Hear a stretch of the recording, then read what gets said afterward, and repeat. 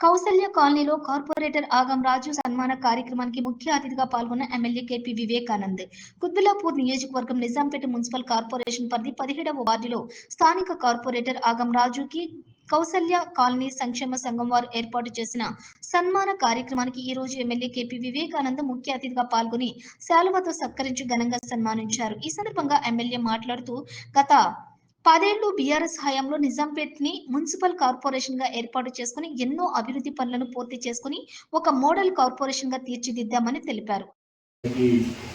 మరి పౌర సన్మానాన్ని గారు ఈ కార్యక్రమానికి నాతో పాటు విచ్చేసినటువంటి గౌరవ మాజీ డిప్యూటీ మేయర్ ధనరాజ్ యాదవ్ గారు, అదేవిధంగా చంద్రశేఖర్ గుజరాజ్ గారు, మన మహిళా అధ్యక్షులు అర్పిత గారు, ఇప్పుడే మాట్లాడుతుంటే ఇక్కడ సీనియర్ వారు అందించిన సేవలను గుర్తించి మరి ఇంకా భవిష్యత్తులో ఇంకా వారు ఉత్సాహంతో పనిచేయాలనే ఉద్దేశంతో చక్కటి కార్యక్రమం చేపట్టినందుకు వారందరికీ మనస్ఫూర్తిగా నేను అభినందనలు తెలియజేస్తా ఉన్నాను. చిన్న చిన్న అంశాలకు